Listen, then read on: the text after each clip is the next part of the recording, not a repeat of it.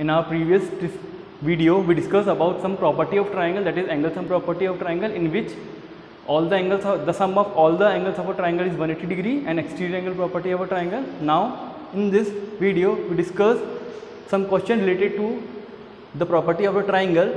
So our exercise 6.5 question number 1. So 6.3 exercise question number 1.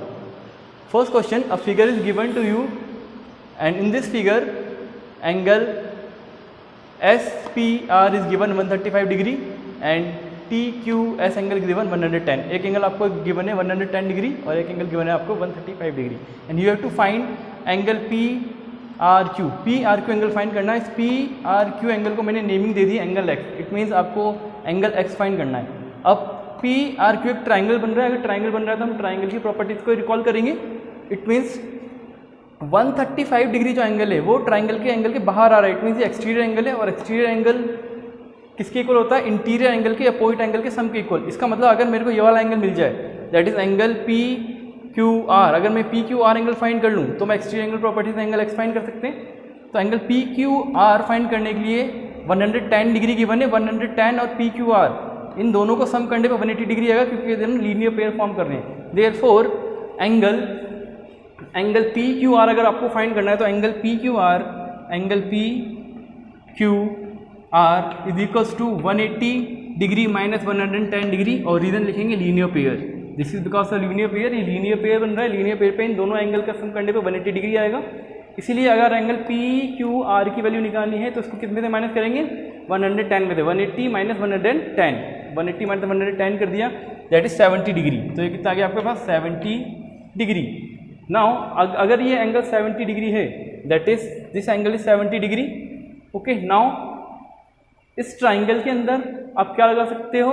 Exterior angle property of triangle. In triangle PQR, in triangle PQR, in PQR triangle we use exterior angle property of triangle. According to this, exterior angle of a triangle is equal to the sum of interior opposite angle, that is angle X plus angle 70. मतलब interior angle जो है इसके opposite angle के सम के equal होता है exterior angle.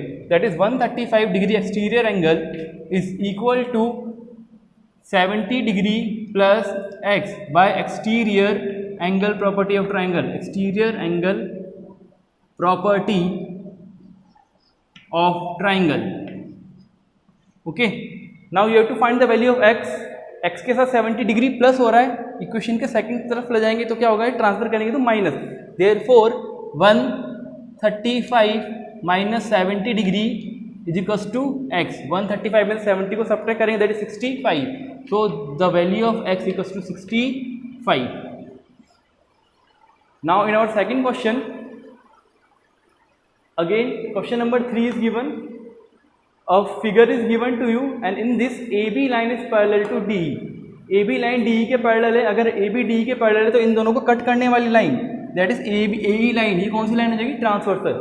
AB line DE के parallel है तो AE लाइन की हो जाएगी ट्रांसवर्सल. इसके अंदर आपको एंगल D गिवन है 53 डिग्री, A गिवन है 35 डिग्री, और आपको एंगल X फाइंड करना है, दैट इज एंगल X की वैल्यू निकालनी है. ओके, एंगल X कैसे फाइंड करेंगे? एंगल X को हम CED या DCEB बोल सकते हैं. इस एंगल X की वैल्यू कैसे फाइंड करेंगे? अगर ये ट्राइंगल के अंदर लाई कर रहे हैं एंगल, इसका मतलब अगर मैं एंगल E फाइंड कर लूँ तो angle sum property of triangle लगा के एंगल फाइंड कर सकते हैं. एंगल E कैसे फाइंड होगा? अभी वाला एंगल देखो, AB लाइन CD के पैरेलल है. AB सॉल्यूशन के अंदर लिखेंगे AB is parallel to DE and AE is transversal. AE is transversal line. AE एक ट्रांसवर्सल लाइन है. It means 35 degree is equals to angle E. इसको बोलेंगे अपन alternate interior angle. Alternate interior angle के pair form हो रहे हैं, तो एंगल A इक्वल होगा एंगल E के. Angle A, that is angle A is equals to angle E is equals to 35 degree, और reason alternate interior angle. Alternate interior angle मैंने इससे पहले वाले वीडियो में डिस्कस किया था. अगर दो लाइन पैरेलल हो, ट्रांसवर्सल लाइन है, लाइन पैरेलल है और एक ट्रांसवर्सल लाइन इसको कट करिए, इसका मतलब pair of alternate interior angle equal होते हैं, अल्टरनेट एक्सटीरियर एंगल भी इक्वल होते हैं, और कॉरस्पॉन्डिंग एंगल की पेयर भी इक्वल होते हैं. उसी प्रॉपर्टी को यूज करके अपन ने एंगल E निकाल लिया 35 डिग्री. नाउ एक ट्राइंगल है CDE, इस ट्राइंगल के अंदर एंगल E निकाल लिया आपने 35 डिग्री. ये आपने फाइंड कर लिया। अब एंगल एक्स फाइंड करना है तो इसके अंदर angle sum property of triangle लगा देंगे। ट्राइंगल के दो एंगल गिवन, तीसरा निकालना है। Therefore in triangle C D E, in triangle C D E 53 degree plus X plus 35 degree equals to 180 degree, और रीजन आएगा angle sum property A S P, that is angle sum property A S P of triangle, that is angle sum property of triangle reason. Now in दोनों को add कर लेंगे। 35 plus 53, 5 plus 3 8, 88 plus x is equal to 180 degree. इन दोनों को add करने पे 88 आया, प्लस है उधर जाके क्या करेंगे minus X equals to 180 degree minus 88 degree. 180 में से 88 को सब्ट्रैक्ट कर लेंगे, 188 में से 88 को सब्ट्रैक्ट करेंगे तो आंसर आएगा 180 minus 88, that is 10 minus 8, that is 2, and here is 17 and 17 minus 8, that is 9, that is 92 degree. So the value of x is 92 degree. Now in question number 5 of this exercise, what is given, that is PQ line is parallel to ST. आपको given है PQ line ST के parallel है। Again आपको lines parallel given है, इसका मतलब इसमें भी ट्रांसवर्सल लाइन के एंगल्स फॉर्म होंगे। अब इसके अंदर अगर मैं दो लाइन को ट्रांसवर्सल मान सकता हूँ, इसके अंदर P क्यू आर को भी ट्रांसवर्सल मान सकते हैं और एस क्यू को भी ट्रांसवर्सल मान सकते हैं। ये डिपेंड करता है कि आपको फाइंड क्या करना है। Now solution, in this you have to find the value of X and Y, और एंगल पी आपको 90 डिग्री गिवन है, ये आपको गिवन है 90 degree. Angle P 90 degree given है, आपको एक्स एंड वाई की वैल्यू फाइंड करनी है। Angle Q R T 65 degree given है, and angle S Q R that is 28 degree आपको गिवन है।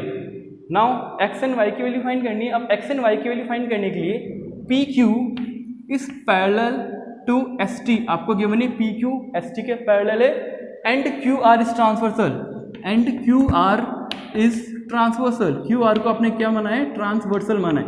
ओके, ये पी क्यू पैरेलल है एस टी के, और आपने ट्रांसवर्सल किसको माना है, इस क्यू आर लाइन को। इस क्यू आर लाइन को अगर ट्रांसवर्सल मानेंगे तो x प्लस 28 किसके इक्वल होगा, 165 डिग्री के इक्वल। क्यों, क्योंकि ये अल्टरनेट इंटीरियर एंगल्स के पेयर फॉर्म कर रहे हैं। Therefore angle x plus 28 degree is equals to 65 degree, और रीजन लिखेंगे अल्टरनेट इंटीरियर एंगल।